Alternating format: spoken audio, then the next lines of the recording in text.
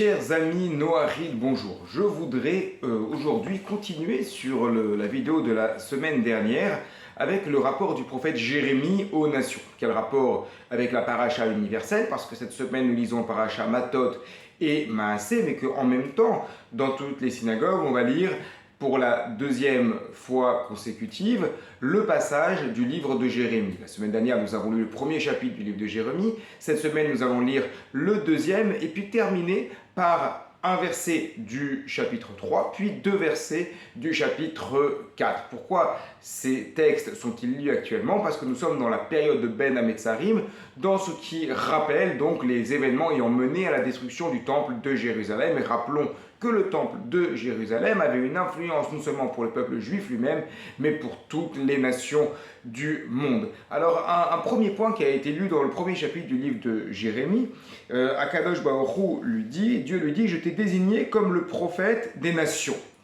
Navi Lagoïm Netatira, on est au verset 5 du premier chapitre de Jérémie. Et alors là, il y a une discussion qui est ramenée à l'intérieur même de Rashi, plusieurs avis. Qui sont les nations dont il est question ici?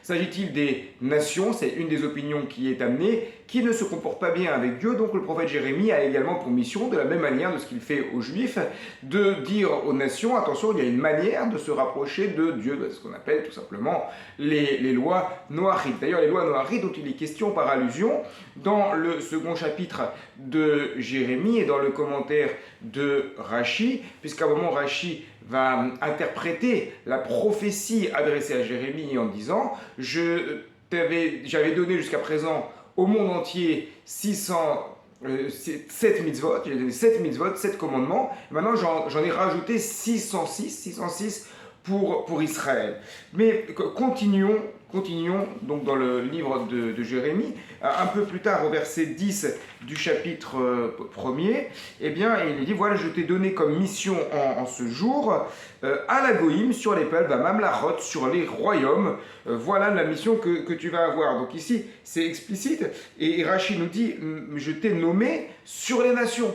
Je t'ai nommé sur les nations, et comme on l'a dit la semaine dernière, donc il y a des messages du prophète de Jérémie qui sont des messages universels.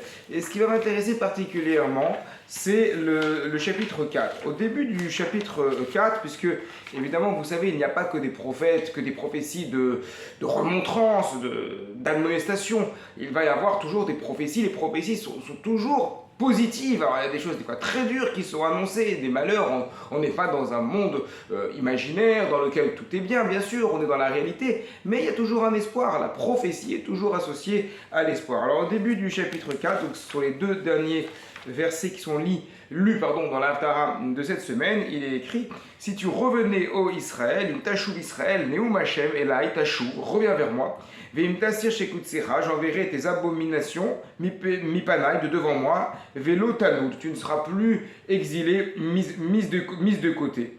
Venishbata, et tu jureras alors, Chai Hashem, par la vie d'Hashem, behemet, bemishpat ou tzedaka, en vérité, par la justice, ve'itbarechu vo goim, ou vo italalu.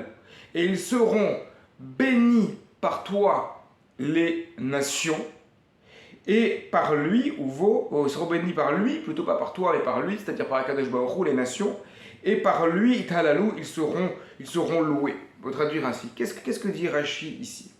Rashi dit, si vous agissez ainsi, c'est-à-dire si vous entendez les propos de Irmiaou, du prophète Jérémie, alors chaque non-juif dira à son fils, puisses-tu ressembler à un tel des Bnei Israël. Donc c'est quand même assez incroyable. Et c'est la suite de ce que l'on a dit la semaine dernière, que tout l'objectif de cette période, c'est de rappeler aux Bnei Israël comment se comporter vis-à-vis d'Akadosh Baruch Hu pour ne pas revenir à cette destruction du temple de Jérusalem, ou plutôt pour réparer, pour faire revenir le Beth Amikdash. Et malgré cela, on voit que la discussion n'est pas uniquement entre Hachem et Israël, mais qu'il y a un enjeu qui concerne toutes les nations. À partir du moment où les Bnei Israël ont le comportement adéquat pour servir Hachem correctement, cela a une influence sur le monde entier, à condition que les Bnei Israël, nous puissions nous comporter comme des modèles. Et à ce moment-là, la bracha, la bénédiction, sera sur le monde entier. Bimera veyamenu, Bezrat Hashem, avec l'aide de Dieu, que cela puisse arriver rapidement. Shabbat Shalom à toutes et à tous, nos amis Noachid.